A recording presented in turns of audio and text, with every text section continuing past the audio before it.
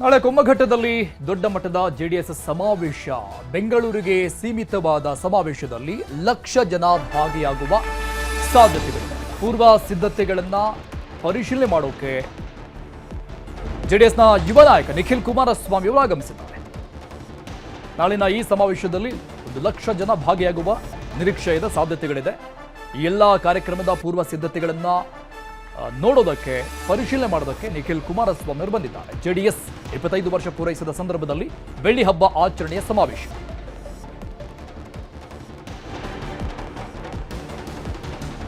ನಮ್ಮ ಪ್ರತಿನಿಧಿ ತಿಮ್ಮೇಗೌಡರು ನಿಖಿಲ್ ಕುಮಾರಸ್ವಾಮಿ ಅವರನ್ನು ಮಾತನಾಡಿಸಿದ್ದಾರೆ, ನೋಡೋಣ. ಯಶವಂತಪುರ ವಿಧಾನಸಭಾ ಕ್ಷೇತ್ರದಲ್ಲಿ ನಾಳೆ ಜೆಡಿಎಸ್ ಬೃಹತ್ ಸಮಾವೇಶವನ್ನು ಆಯೋಜನೆ ಮಾಡಿದೆ. ಬನ್ನಿ, ಈ ಸಂಬಂಧವಾಗಿ ನಮ್ಮ ಜೊತೆ ಮಾತಾಡೋದಕ್ಕೆ ಜೆಡಿಎಸ್ ಯುವ ನಾಯಕ ನಿಖಿಲ್ ಕುಮಾರಸ್ವಾಮಿ ಅವರು ಇದ್ದಾರೆ. ಮಾತನಾಡಿಸಿ ಸರ್, ನಾಳಿನ ಸಮಾವೇಶದ ಉದ್ದೇಶ ಏನು ಸರ್?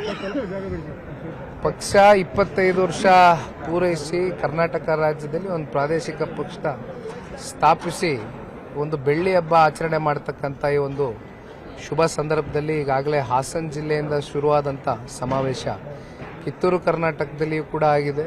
ಇವತ್ತು ಬೆಂಗಳೂರು ನಗರದಲ್ಲಿ ಬೆಂಗಳೂರು ನಗರಕ್ಕೆ ಸೀಮಿತವಾಗಿರ್ತಕ್ಕಂಥ ಸಮಾವೇಶ ಮಾಡ್ತಾ ಇದ್ದೇವೆ.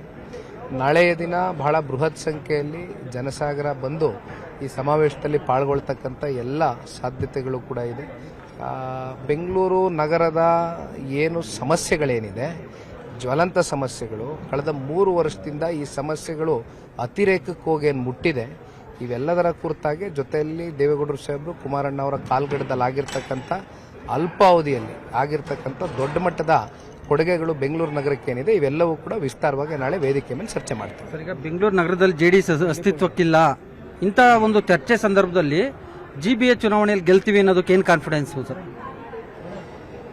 ಇಲ್ಲಿವರೆಗೂ ಬಿಬಿಎಂಪಿ ಚುನಾವಣೆ ನಡೆದು 11 ವರ್ಷ ಆಗಿದೆ. ಜಿಬಿಎ ಚುನಾವಣೆ ಕಂಡಕ್ಟ್ ಮಾಡಬೇಕು ಅಂತಕ್ಕಂಥ ಪೂರ್ಣ ಪ್ರಮಾಣದ ಮನಸ್ಸು ಸರ್ಕಾರಕ್ಕಿಲ್ಲದೆ ಹೋದರೂ ಕೂಡ ಅಂತಿಮವಾಗಿ ಸುಪ್ರೀಂ ಕೋರ್ಟ್ ಕಡೆಯಿಂದ ಡೈರೆಕ್ಷನ್ಸ್ ಇದೆ, ಆರ್ಡರ್ಸ್ ಇದೆ, ಕಂಡಕ್ಟ್ ಮಾಡಲೇಬೇಕು. ಅದು 1-2 ತಿಂಗಳು ಇನ್ನೊಂದು ಸ್ವಲ್ಪ ಡ್ರ್ಯಾಗ್ ಮಾಡ್ಬೋದು ಹೊರತುಪಡಿಸಿ, ಬಟ್ ಚುನಾವಣೆ ಆಗುತ್ತೆ.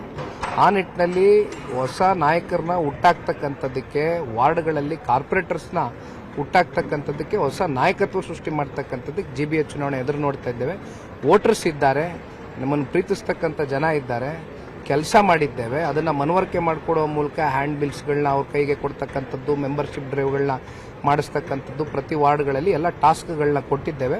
ಈ ಸಮಾವೇಶ ಆದಮೇಲೆ ದೊಡ್ಡ ಮಟ್ಟದಲ್ಲಿ ಚಾಲನೆ ಕೊಡ್ತೇವೆ. ಈಗ ಬೆಂಗಳೂರಿನ ಫ್ಯೂಚರ್ನ ಒಂದು ದೊಡ್ಡ ಸ್ಕೀಮ್ ಅಂದರೆ ಮೇಕೆದಾಟು ಯೋಜನೆ.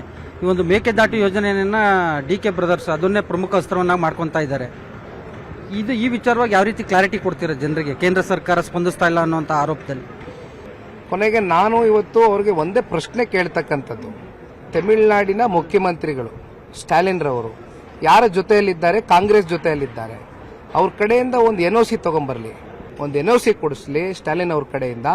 ಮಾರನೇ ದಿನವೇ ಸನ್ಮಾನ್ಯ ಕುಮಾರಣ್ಣ ಅವರು ಪ್ರಧಾನಮಂತ್ರಿಗಳ ಜೊತೆ ಕೂತು, ದೇವೇಗೌಡರು ಸಾಹೇಬರು, ಕುಮಾರಣ್ಣ ಅವರು ಇದಕ್ಕೆ ಯಾವ ರೀತಿ ನಾವು ಕಾರ್ಯರೂಪ ಕೊಡಬೇಕು ಕೊಡಿಸ್ತೇವೆ. ಈಗ ಜೆಡಿಎಸ್ ಏಕಾಂಗಿ ಸ್ಪರ್ಧೆನ ಸರ್ ಈ ಒಂದು ಜಿಬಿಎ ಚುನಾವಣೆಯಲ್ಲಿ, ಅಥವಾ ಹೊಂದಾಣಿಕೆಯಲ್ಲಿ ಹೋಗೋದು ಸರ್? ಮೈತ್ರಿಯಲ್ಲಿ ಚುನಾವಣೆ ಎದುರಿಸುತ್ತಾ ಅಂತ? ಇದು ತೀರ್ಮಾನಗಳು ಇನ್ನೂ ಯಾವುದೂ ಆಗಿಲ್ಲ. ಯಾಕೆಂದ್ರೆ ಚುನಾವಣೆ ಘೋಷಣೆ ಆದರೆ ತೀರ್ಮಾನ ಆಗ್ತದೆ. ಆನ್ ಟೇಬಲ್ ಇನ್ನೂ ಡಿಸ್ಕಷನ್ಗೆ ಬಂದಿಲ್ಲ, ಬಂದಾಗ ಕೂತು ಚರ್ಚೆ ಮಾಡ್ತೇವೆ. ಸೊ ಇದಿಷ್ಟು ಜೆಡಿಎಸ್ ಯುವ ನಾಯಕ ನಿಖಿಲ್ ಕುಮಾರಸ್ವಾಮಿ ಅವರ ಸ್ಪಷ್ಟ ನುಡಿಗಳು. ಕ್ಯಾಮರಾಮನ್ ಗುರುಶೇಖರ್ ಜೊತೆ ಬಾಕ ತಿಮ್ಮೇಗೌಡ, ನ್ಯೂಸ್ 18 ಕನ್ನಡ, ಬೆಂಗಳೂರು.